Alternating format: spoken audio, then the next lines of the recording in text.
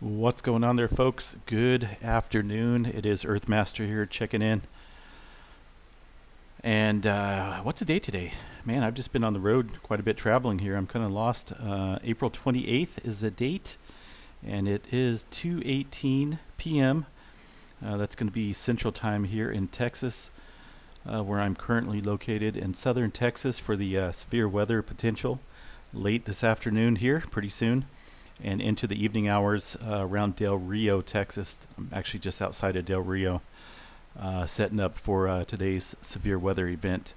But we'll get to that a little bit later on if I find some good systems out there, good thunderstorm activity. I'll be live streaming. But for now, take a look at the activity around the North American continent here, folks. Looks pretty active all throughout the west into Texas, where I'm at. Well, not into where I'm at, but into Texas, stretching all the way over here towards the New Madrid fault system and even into the Appalachian Mountains.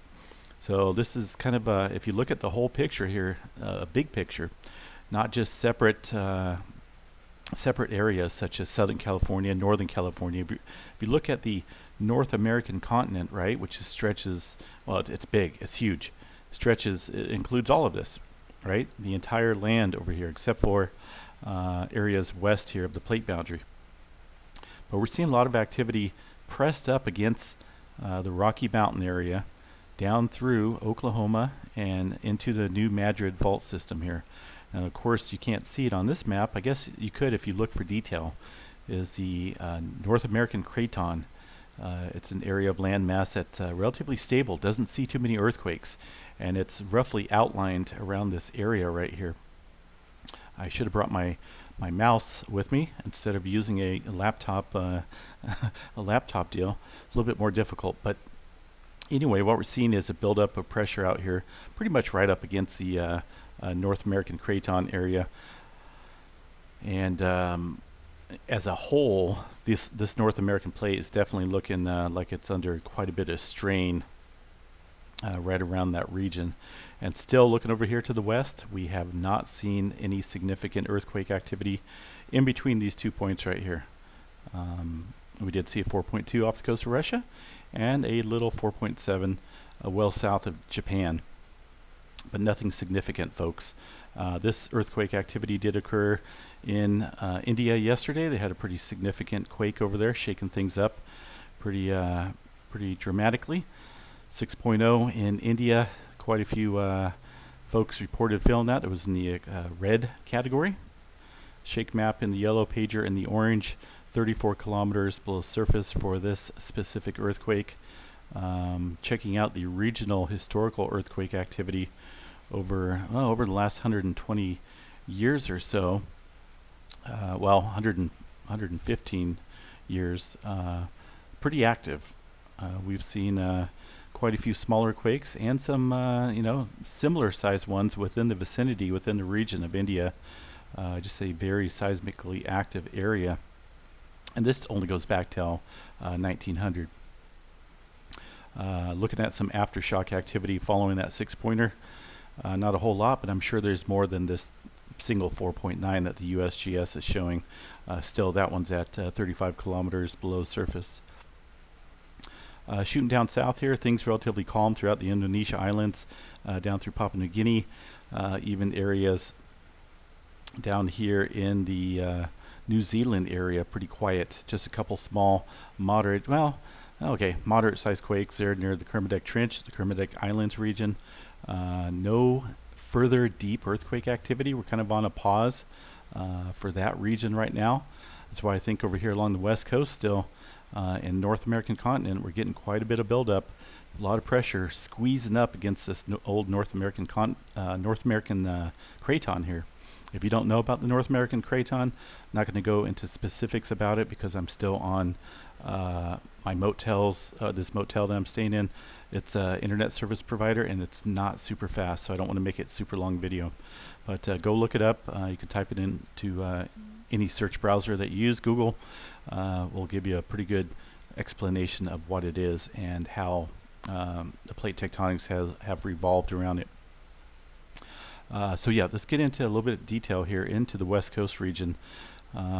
North American plate, pretty active, folks. Look at Nevada. We're seeing a swarm and flurry of activity out there in the desert, right around the Tonopah area, and also areas to the west there where they had that 6-pointer last year, I believe it was now, early last year.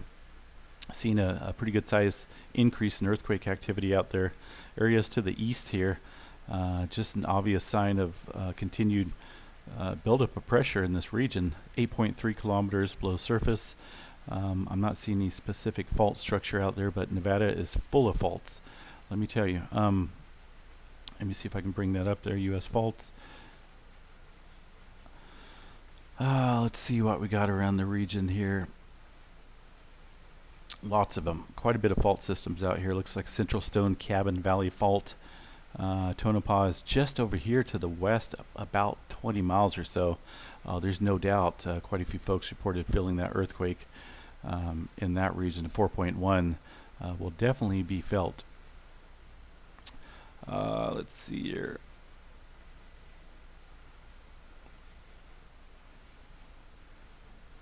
Bear with me here as I do this. Looks, oh wow, one person? Okay. Was everyone sleeping about that time? Possibly, right? Okay, moving on to the West Coast region, California. Down here along the Ridgecrest area looks about average, although we're seeing a little bit of migration up here to the Owens Valley Fault section. It's an area where the 1872 pretty good sized earthquake struck up there many years ago. Southern California rocking and rolling as well, right around the concrete jungles of LA. Couple, well, let's see what these are here. A little 2.1. I guess these are considered microquakes. But here we go with the deep earthquake activity out there on specific faults. I'm not going to go into details about them, but definitely showing some movement down below. Also, pretty good increase in activity confined to the San Jacinto Fault area. That's this section right up here. San Jacinto Fault, ANZA section, the Clark Fault. Getting a pretty good increase in microquake activity in that region, as well as down south here in between the Elsinore Fault and the San Jacinto Fault area. Just a squeeze of pressure out there, folks, along the west coast. Obvious sign of, like I keep saying, some good pressure going on out there along the west coast region. Just be prepared here. San Diego seeing a little 2.1 off the coast. Deep earthquake activity out there as well. Keep an eye on things, folks. West Coast. Hopefully this holds off until I get back there. I don't need no major earthquake taking place when I'm gone. Texas. Let's go into Texas real quick. I'm not going to go into this. Pecos, Texas, seeing that earthquake activity ramp up once again with a 4.0. USGS shows us at White Cities, New Mexico, at least 56 km south. This is in Texas area, south of the border near Pecos. Quite a bit of well operations, oil operations, pumping operations over here to the east. Let's see what else we got. Even into areas. Wow, that's kind of where I was out. I don't know if I made it that far south last night. I was driving around all over the place, chasing thunderstorms. Never did check into a motel. Kind of got stuck on a back road. Oh, goodness. So yeah, a couple small earthquakes out there in the looks like Snyder, Texas area. No, nothing major, but just overall some oddball earthquake activity taking place into the central part of the country, including the New Madrid fault zone over here. That's an area we need to watch pretty closely. If we start seeing 3s and 4s pop off, then it might be something to give a pretty good warning about. Right now, just a 2.3 in that specific area of the New Madrid fault system, and relatively deep as well, 9.8 kilometers below the surface. Let's go ahead and check out what else we got here, folks, real quick. Yellowstone activity. There was some movement that showed up on Yellowstone. That's going to be this. Wait a minute, where'd it go? I think there's a 4-pointer up here. I know there was. Okay, where'd it go? Let me go into Yellowstone real quick and see here. Unless this has not. Okay, you guys see this earthquake right here? Just barely showing up on the time frame of the Yellowstone seismographs. Not 100% sure where this came from. I don't believe a 2.3 is going to show up, or a 2.2 is going to show up like that. And that 4.1, I don't think that's the 4.1 either. So I believe we have an earthquake that the USGS has not reported yet. Have to keep an eye on that pretty closely. Just an FYI, folks, the stream is going to be down until I get back home. It won't be possibly tomorrow, for sure by Friday, and we'll get it up and running. Not for sure what's going on with it. It just seems like whenever I leave the house, it goes down. This is the third or fourth time in a row. You know, I could be home for weeks on end and not leave the house, and it stays perfectly running. As soon as I leave, you know, bada boom, it's offline. So 2.9 way out there around Gold Beach, and also some further deep movement along the southern end of the Cascadia. 2.0 off the coast of northern Cal at 20.6 kilometers below surface. Pretty deep earthquake activity out there as well. Let's see what else we got kicking in here. Let's go ahead and check out. Well, tremor map's not updated, but from last night, still continuing. We're still seeing tremor activity kicking up along the Cascadia subduction zone. A little bit of new migration up here to the north around the Vancouver Island ranges down here in the south. Looks like near Victoria. Have to keep an eye on this overall. We've been seeing significant movement along the Cascadia for quite some time here. About a week and a half now, 10 days at least of significant movement. Today, 467 epicenters of tremor. Let me tell you, I'm going to sleep tonight. Maybe. We'll see. So yeah, folks, I'll be out and about live streaming tonight.